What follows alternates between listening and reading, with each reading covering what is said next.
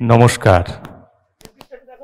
শুরু হচ্ছে একক কথানাট্য শকুনি। রচনা ও অভিনয় ডক্টর দেবেশ ঠাকুর।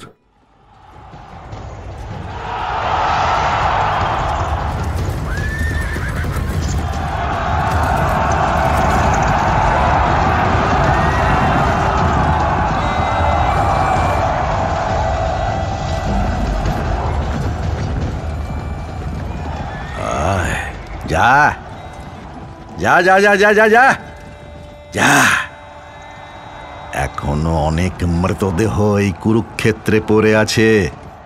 তোদের আহারাদির কোনো অসুবিধা ঘটবে না। কি চমৎকার দৃশ্যপট! আকাশে ডানা মেলে উঠছে শকুন, আর ভূমিতলে ডানা ছাড়ায় ঘুরে বেড়াচ্ছে আর এক শকুনি। ওরা এত মৃতদেহ দেখে প্রলুব্ধ হয়ে পড়েছে। আমিও কি মৃতদেহ দেখে লুব্ধকের মতো স্থির চিত্রবৎ হয়ে উঠিনি? এই যে এই যে সামনের মৃতদেহ, এইটা বুঝিবা কোনো পাণ্ডব পক্ষীয় সেনানীর সমাপতনীয় ভাবে আমার শত্রুপক্ষ, আবার আমার সামনে এইদিকে এই মৃতদেহগুলি হৃতগৌরব কৌরব পক্ষের। এরা কি আমার বন্ধু? এরা আমার আত্মজন, সম্পর্কিত কেউ? সম্পর্কিত হতেও পারে, তবু আমার শত্রু। এরা এদিকে থাক, ওরা ওদিকে থাক, উভয়েই আমার হন্তব্য।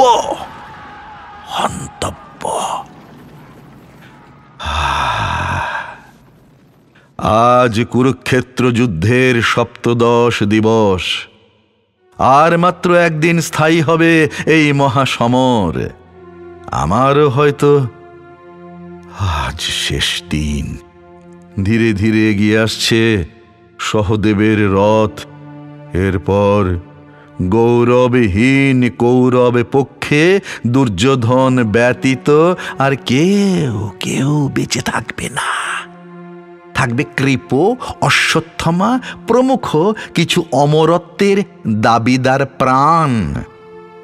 দুর্যোধনেরও শেষ দিন আগামীকাল। সহদেব, কিছুক্ষণ অপেক্ষা করো। এখন আপাতত আমার হাতে কোনো অস্ত্র নেই। দেখো, এই যে উত্তরীয়, এখানে গ্রন্থি দেওয়া রয়েছে পাশক। বিশ্বাস যদি না হয় চেয়ে দেখো, পিতার অস্থিতে নির্মিত ক্ষমাহীন কঠিন পাশক। হাত দিয়ে তুলে দেখতে পারো, অন্য পাশকের থেকে অনেক ভারী, বড্ড ভারী। যে ভার আমি বইছি তোমার জন্মের বহু আগে থেকে। উড়ে যা শকুনের দল। কত শত মৃতদেহ শায়িত এখানে। মানুষেরা মরে গেলে তোদের আহার্য প্রস্তুত? অপরিহার্য এ বড় নির্মম খেলা, এ বড় ভয়াল। একের হননে হয় অন্যের মনন। তোদের উদরে গেলে কৌরব পাণ্ডবের কোনো ভেদ নেই। মাংস, হাড়, মজ্জা, মেদ, স্নায়ু দিয়ে গড়া দেহ মাত্র পড়ে এই সব মৃতদেহ স্তূপ। কত স্বপ্ন মরে গেছে স্বপ্নগুলো। রক্ত আর ধুলো মেখে কর্দমাক্ত দেহ দেখে চেনা যাবে পাঞ্চাল, বিরাট, মদ্র, মগধ, কাশী বা কৌশানী? সহদেব, তোমার ওই বিরুদ্ধ হুহুঙ্কার ক্ষণিকের জন্য স্তব্ধ রাখো।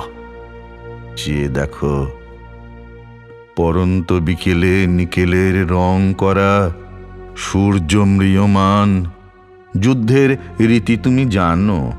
প্রভাতী সূর্যোদয় নির্দিষ্ট অবস্থানে এলে শ্রীকৃষ্ণের পাঞ্চজন্য বাজে, তখন যুদ্ধের শুরু। সায়াহ্নে সূর্যের অস্তগামিতার আগে আবার পাঞ্চজন্য বাজে, তখন যুদ্ধের শেষ। আমি কিছুক্ষণ সময় চাই। রণক্ষেত্র থেকে অনেকটা দূরে গিয়ে ওই যে অশ্বত্থের তলায় দাঁড়িয়ে রয়েছে আমার ধর্মপত্নী অর্ষি, যার নাম দেখো এখনো সিঁথিতে সিঁদুর, বেদনা বিধুর। অল্পক্ষণ পর সিঁথি থেকে এ স্ত্রীর চিহ্ন যাবে মুছে, স্মৃতি মুছে যাবে, সিঁথি জুড়ে পড়ে থাকবে বিপন্ন শূন্যতার মাঝে গোধূলির ধূলি। এমন পতিব্রতা নারী, হায় রে! ব্যাসদেব অথবা বাসুদেব তোমাদের কারো চোখে এমন সতীর কথা দেখা দেয়নি? আমার একমাত্র পুত্র নিহত উলুকের মস্তক দুহাতে বুকের কাছে ধরা আছে। দেখো দেখো বিমর্ষ বদন, আহারে! একটু দক্ষিণে দেখো আমার ভাগ্নী দুঃশলা, স্বামী জয়দ্রথ নিহত হয়েছে সে এক কপট যুদ্ধে। যুদ্ধ মানেই তো কপটতা, তাই না? মিথ্যাকে সত্য করে সকলেই বহু শত যুক্তিজাল বুনে চলে। কে শত্রু, কে মিত্র, কে জেনেছে কবে মহাকাল ছাড়া? সহদেব, আরো কিছুক্ষণ অপেক্ষা করো, তারপর সূর্যাস্তের ক্ষণমাত্র অবশিষ্ট যদি থাকে যুদ্ধ হবে। যুদ্ধের পরিণতি মহাকাল জানে। ওই দেখো, ওই যে দেবী গান্ধারী, দুই পক্ষের অজস্র বিধবাদের মাঝে একমাত্র যার শ্বেত শুভ্র চুলের মাঝখানে ললাটে সিন্দুর বিন্দু জল জল করে, আমার জ্যেষ্ঠা ভগিনী গান্ধার রাজকন্যা মহিয়সী গান্ধারী। না না না, শুধু রাজকন্যা নয়, তোমরা জানো না, এককালে গান্ধারের রানী তিনি। শতপুত্রের একজন, দুর্যোধন বাকি শুধু তার। না না না না, এক নয় এক নয়, গান্ধারীর গর্ভজাত না হলেও ধৃতরাষ্ট্রের ঔরসজাত দাসী পুত্র যুযুৎসু বেঁচে আছে সগৌরবে কৌরব কুলে। ফিরে যা, ফিরে যা সব শকুনের দল। মর্তের শকুন আজ মন প্রাণ খুলে সব কথা বলে যাবে, শুনিস নে তোরা? ক্লেদাক্ত মাংস ভোজি তোদের সমাজে কেউ আত্মজের মাংস ছিঁড়ে খায় না এমন নিষ্ঠুর ভাবে। মানুষ মানুষ কিন্তু খায়, মানুষ মানুষ মগজ খায়, বুদ্ধিবৃত্তি খেয়ে নিয়ে মানুষকে দাস বানায়। অমেরুদণ্ডী ক্লীব রাজ অন্নভোগী মানুষ, মানুষেরা প্রতিশোধ চায়, যে কোনো মূল্যে ভয়ঙ্কর প্রতিশোধ চায়। শোনো অর্ষি, শোনো গান্ধারী, শোনো দুর্যোধন, এই দুর্যোগের কালে আমার প্রতিশোধ বুঝি শেষ হবে কাল। তার আগে সব সত্য যতই নির্মম হোক সব শুনে যাও, ভালো করে শুনে যাও। এ যুদ্ধ একান্ত আমার। যতটা কৌরবের পাণ্ডবের তার চেয়ে ঢের সত্যি এ যুদ্ধ আমার। দুর্যোধন, তোমাকে একসময় সুযোধন বলে সম্বোধন করতাম, কিন্তু তুমি দুর্যোধন। সমস্ত দুর্যোগের মধ্যে দুরাত্মার নষ্ট প্রতিরূপ। শোনা যায় মাতুলকুল অর্থাৎ মামা ভাগিনার গায়ে যদি কোনো কালে হাত তোলে তাহলে নাকি একটা অসুখ করে, তার নাম ঝিনঝিনি রোগ। তবুও মামার বিশ্বে তৎপর থাকে। কৃষ্ণের দেখো কংস মামা, রাবণের কালনেমি মামা, তোমার শকুনি মামা, সকলেই কুলাকুল উৎসন্ন দিতে সদা তৎপর।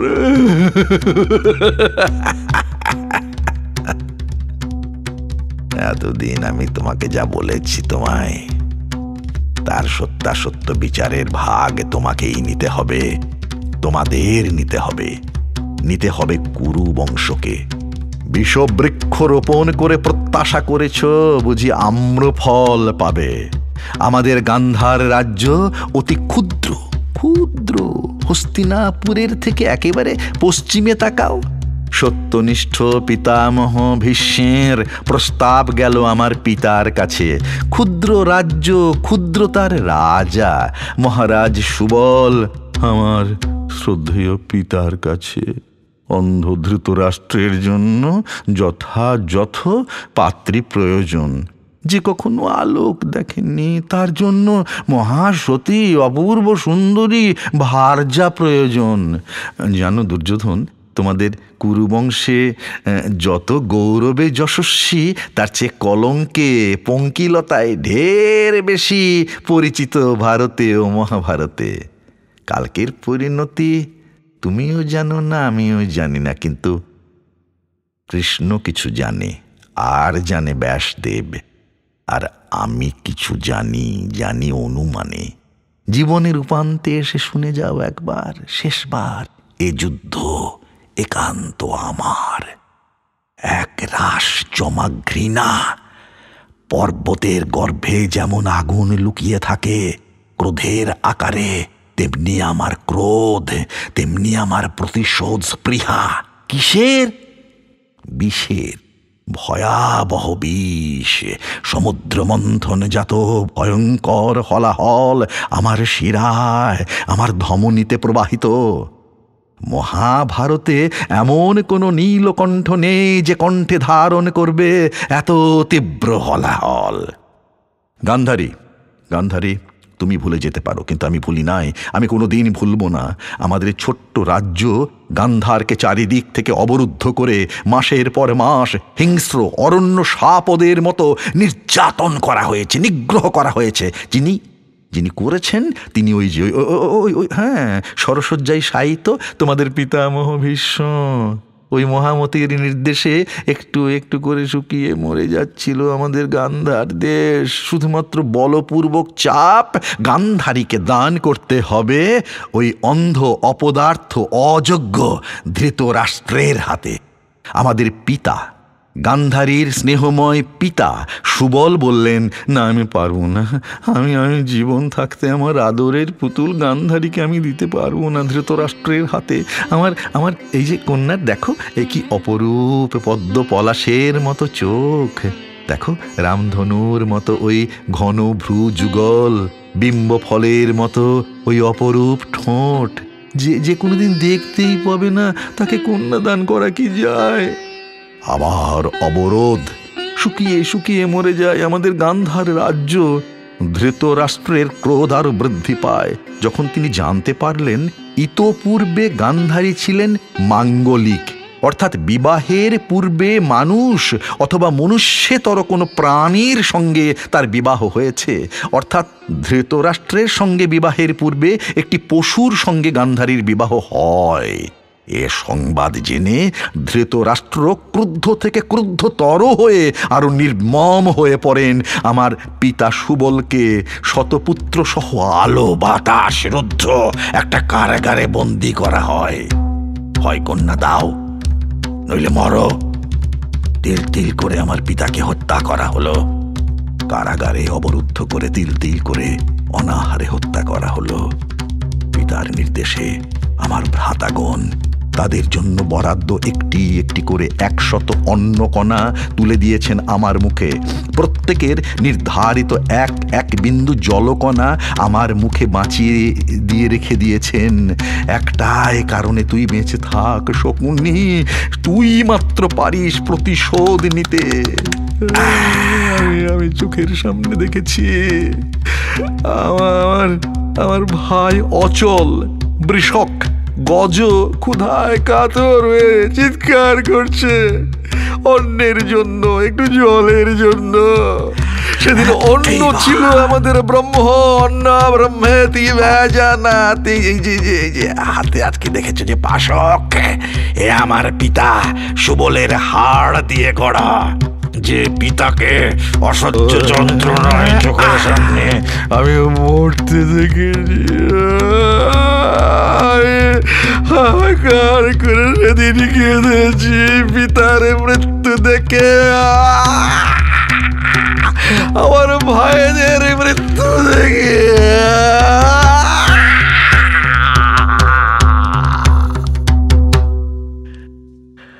আর আজ যখন এক একজন কৌরবের মৃত্যু দেখছি, ততবার কিন্তু আমি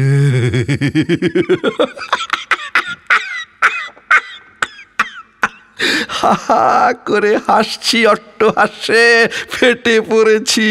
আমার দীর্ঘ লালিত পরিকল্পনার প্রত্যেকটি কেমন সত্য হয়ে আসছে।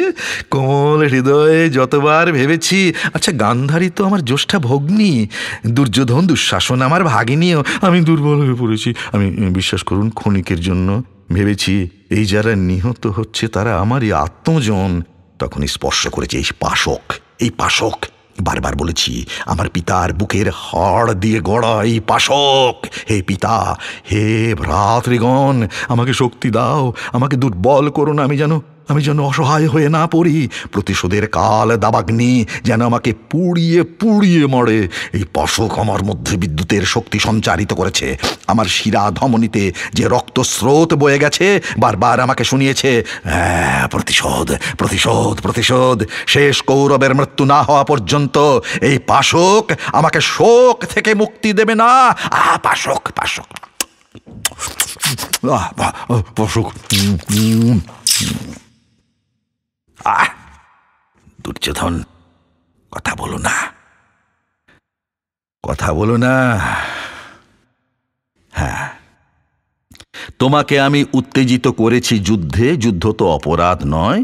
না, আমি তো না, স্বয়ং বেদব্যাস বলেছেন, ইয়ে বৈরেন শব্দধতে সত্যে সত্যেত্তরপি ওয়া বদ্ধন্তে সদ্দানন্তে মধু শুষ্ক তৃণে যথা।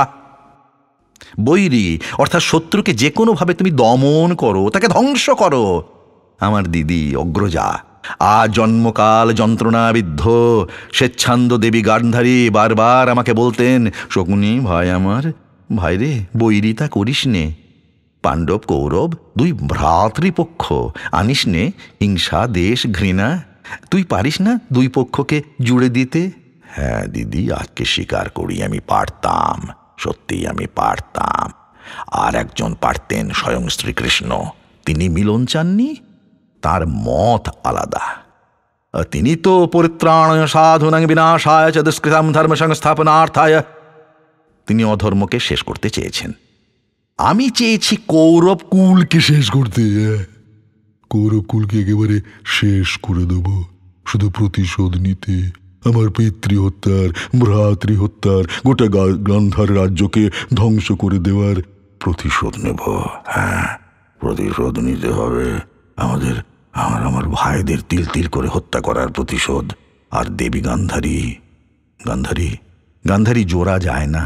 মাটির পাত্র ভেঙে গেলে আর জোড়া যায় না। মৃন্ময়স্যেব ভগ্নস্য যথা সন্ধীর্ণা বিদ্যতে। বুঝতেই পারছো, জোড়া যখন লাগবে না তখন ধ্বংস করে ফেলায় সবচেয়ে শ্রেয়, তাই না? কি হবে, ভাঙা মাটির ওই পাত্র নিয়ে খোলামকুচির মতো ছুঁড়ে ফেলা হয়। ছুঁড়ে ফেলো, তেমনি করে রিপুকে, শত্রুকে।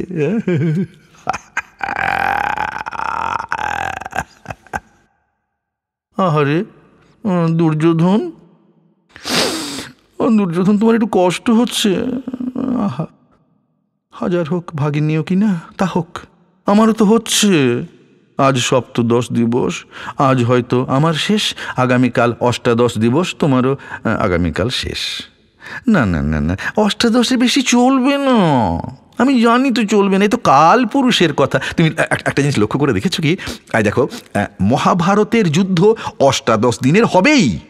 মহাভারত মহাকাব্যের অষ্টাদশ পর্ব, শ্রীমৎ ভাগবতের অষ্টাদশ স্কন্দ, শ্রীমৎ ভগবত গীতার অষ্টাদশ যোগ। কুরুক্ষেত্রের যুদ্ধের আগামীকাল অষ্টাদশ দিবস, অতএব আগামীকাল শেষ। কি বলছো? আমার শ্রবণ যন্ত্র কিঞ্চিত ক্ষীণ, একটু উচ্চস্বরে বলো বলো। গান্ধারী আমার ভগিনী হওয়া সত্ত্বেও, অসামান্য বুদ্ধিমতী হওয়া সত্ত্বেও, মহাপ্রজ্ঞা বুদ্ধিমতী ধর্মার্থ দর্শিনী দীর্ঘদর্শিনী হওয়া সত্ত্বেও, ধৃতরাষ্ট্রের বিবাহিত স্ত্রী হওয়া সত্ত্বেও আমি কেন আমার ভগিনী এবং ভাগিনীয়দের বিরুদ্ধে অবস্থান গ্রহণ করেছি? কেন? ধৃতরাষ্ট্রের স্ত্রী জন্মান্ধ, মহান্ধ, যিনি সারা জীবন যৌনব্রত পালন করে গেলেন, সন্তানদের মোহে একদিনও মৌনব্রত অবলম্বন করলেন না, সেই ধৃতরাষ্ট্র কিভাবে তোমার জননীকে বিবাহ করলেন? মূর্খ, কিছু জ্ঞানের কথা শোনো। মনু, মহান মনু শাস্ত্র অনুমোদিত 8 প্রকার বিবাহের উল্লেখ করেছেন। তুমি কর গোনো কত রকমের বিবাহ হয়। ব্রহ্মা, দৈব, আর্য, প্রজাপত্য, আসুর, গান্ধর্ব, রাক্ষস, পৈশাচ। উৎসুক অন্ধ ধৃতরাষ্ট্র ও চক্ষুষ্মান অপিচ গান্ধারীর বিবাহ কোন পদ্ধতি মেনে হয়েছে? কোন পদ্ধতি? জোরপূর্বক রাক্ষস বিবাহ। কিভাবে? হত্যা ছিত্ত্বা চ শীর্ষাণি রুদতি গৃহাৎ। তোমার বাবা জোরপূর্বক পিতার কোল থেকে ছিন্ন করে রোদুদ্যমানা অনিচ্ছুক কন্যাকে কেড়ে নিয়ে আসেন। এর নাম বিবাহ।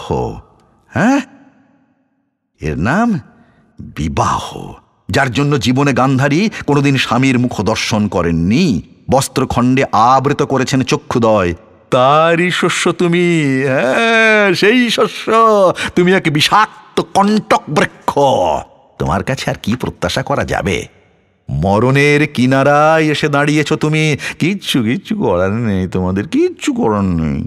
ক্রোধের, হিংসার, ঈর্ষার গভীরে যে আগুন জ্বালিয়ে দিয়েছি তোমার মধ্যে, তাকে শান্ত করতে তুমি পারবে না।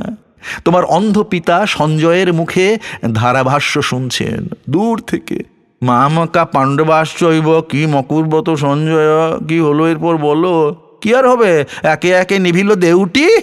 দুর্যোধন দুর্যোগ নেমে এসেছে। চেষ্টা করেও নিজেকে আর শান্ত করতে পারবে না। হয় মরো নইলে মারো। উপগৃহ্যতু বৈরাণে শান্তয়ন্তী নরাধীপ। হ্যাঁ, ঠিকই ধরেছ। বুদ্ধি প্রয়োগ করে তোমাদের ধ্বংস করব বলে পাশা খেলায় আমি তোমাদের প্ররোচিত করেছি। এই ভারী পাশা দিয়ে বারবার পরাজিত করেছি ধর্মপথগামী পাণ্ডবদের। হ্যাঁ, এই যে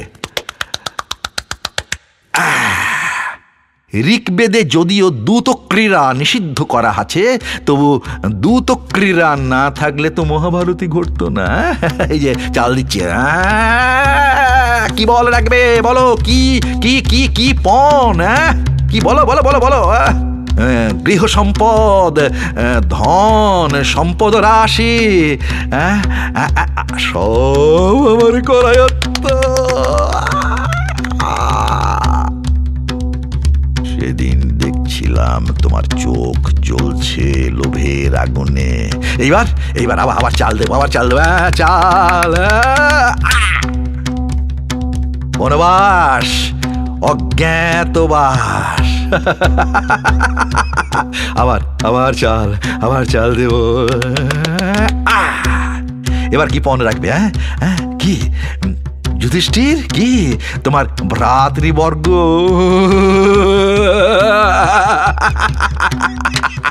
পরাজিত তুমি জিততে পারবে না, পরাজিত। আবার চাল দেব, আবার তোমার সর্বস্ব গেছে। এইবার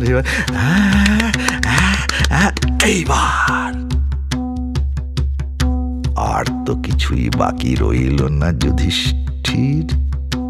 একমাত্র তোমাদের স্ত্রী যোধন। তোমার চোখে দেখেছিলাম পাণ্ডবদের অগৌরব দেখে রৌরব জ্বলছে দাও দাও করে। প্রতিকাম বলে এক দাসকে পাঠানো হলো, তারও বিবেকে বাঁধল। মূর্খ প্রতিকাম। শোনো না প্রতিকাম, রাজনীতিতে একটি জিনিস দরকার নেই, তার নাম বিবেক। প্রবীণেরা নিষেধ করলেন, এ অন্যায় করো না দুর্যোধন। আমি বলে গেলাম, এই সুযোগ নষ্ট করো না দুর্যোধন। যে দ্রৌপদীকে তুমি পাওনি, আজ সেই ঋতুমতিকে বিবস্ত্র অবস্থায় দেখলে তুমি যত কামার্ত হবে তত ভালো, তত আমার উদ্দেশ্য সাধিত হবে। দুঃখের বিষয়, শেষ দৃশ্য আমার পরম প্রিয় শত্রু শ্রীকৃষ্ণের হস্তক্ষেপে দুর্যোধনের দৃষ্টির অগোচরে থেকে গেল। জানু থেকে নিতম্ব, নিতম্ব থেকে চরণ, স্তন থেকে নাভি, প্রতিটি প্রত্যঙ্গ কামনার মহাযজ্ঞে দর্বিপূর্ব হবি। আগুন আগুন জ্বলছে, দাও দাও করে আগুন জ্বলছে কামনার লালসার হিংসার বিদ্বেষের। এই চেয়েছিলাম, এই চেয়েছিলাম। আমার পরামর্শে পুরসভা কক্ষে এক অবস্ত্রা ঋতুমতী দ্রৌপদীর কেশাকর্ষণ করার উদ্যোগ গ্রহণ করা হলো। আরো ক্রুদ্ধ করে তুললাম একদিকে পাণ্ডবদের, আর লুব্ধ করে তুললাম কৌরবদের। আগুন জ্বলুক, ভিতরে ভিতরে এদেরও আগুন জ্বলুক, ওদেরও আগুন জ্বলুক। এখন যজ্ঞের আগুন জ্বলতে জ্বলতে শেষে দাবানল হবে। যুধিষ্ঠির বড় যোদ্ধা, কিন্তু সে স্থিতদেহী। জানতাম যুধিষ্ঠির মানলেও কিন্তু ভীম মানবে না, আর ভীম ছাড়া তো তোমার কোনো গতি নেই দুর্যোধন, কারণ গদা যুদ্ধে তুমি পরাক্রমী। অতএব ভীমকে উত্তপ্ত করো, উত্তপ্ত, আর উষ্ণতা দাও, আরো উষ্ণতা। খাণ্ডব বনের মতো ভিতরে ভিতরে আগুন জ্বালিয়ে দাও।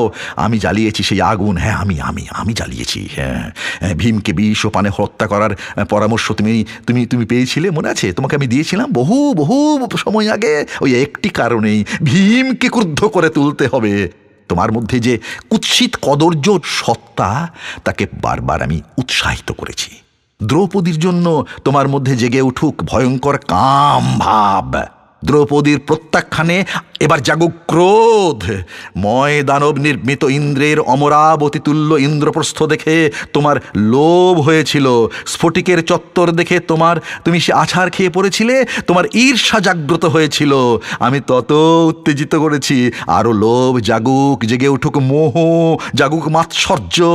নির্বোধ, তোমায় পরামর্শ দিয়েছি যৌতুক গৃহ নির্মাণ করে পাণ্ডবদের পুড়িয়ে মারো, পুড়িয়ে শেষ করে দাও।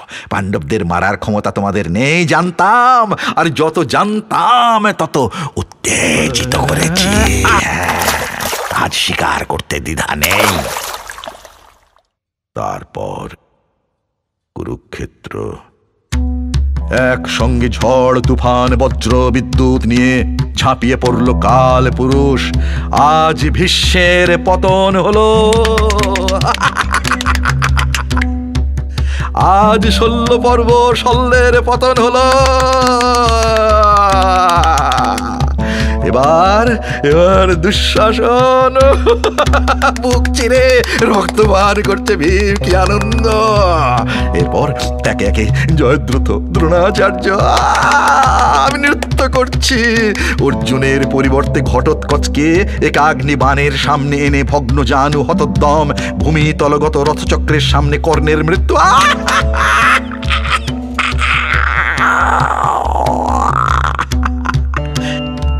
শেষ হয়ে আসছে। একে একে নিভিল দেউটি।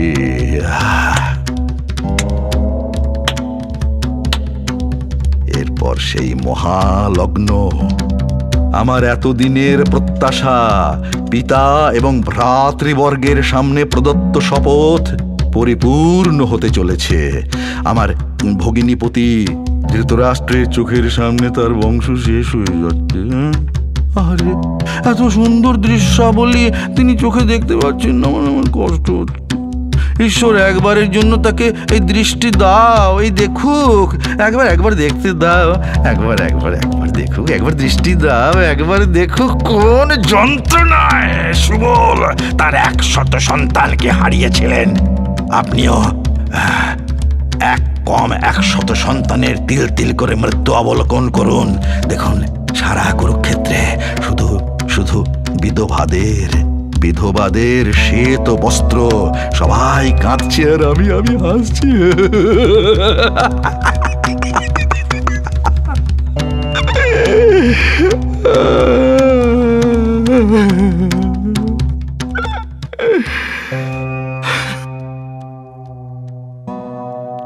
যাক অন্ধকার, পুড়ে যাক তাবৎ সভ্যতা, নড়ে যাক অসংযমের হস্তিনাপুর।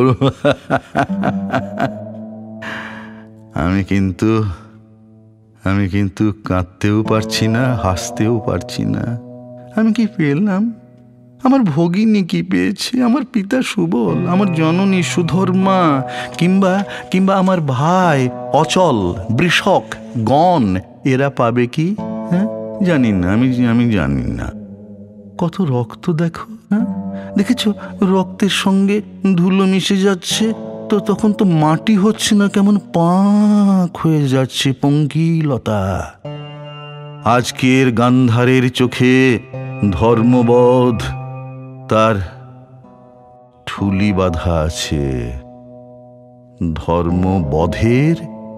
ধর্মবোধের কেউ কিছুই দেখছে না, না কেউ কিছু দেখে না। যে গান্ধারের ঘরে ঘরে সঙ্গীত সুষমা একদিন উৎসারিত ছিল, আজ শোনা যাচ্ছে গান, কিন্তু সে গান শকুনের, শেয়ালের আর্তনাদ। ওই দেখতে পাচ্ছ, শ্রীকৃষ্ণকে অভিশাপ দিচ্ছেন তোমার জননী দুর্যোধন, দেখতে পাচ্ছ?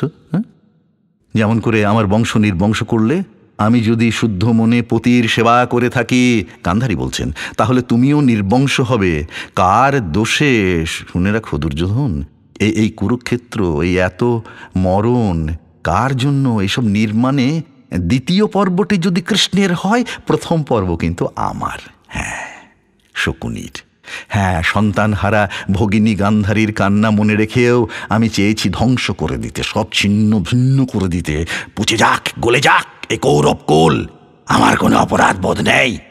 আমি দিব্য দৃষ্টিতে দেখতে পাচ্ছি, ওই আমার পিতা সুবল, আমার জননী সুধর্মা দ্বৈপায়ন হ্রদের তীরে দাঁড়িয়ে আছেন। আজ তারা আমার হাত থেকে পিণ্ড গ্রহণ করবেন, তৃপ্ত হবেন, তাদের আত্মা মুক্ত হবে। পিতা,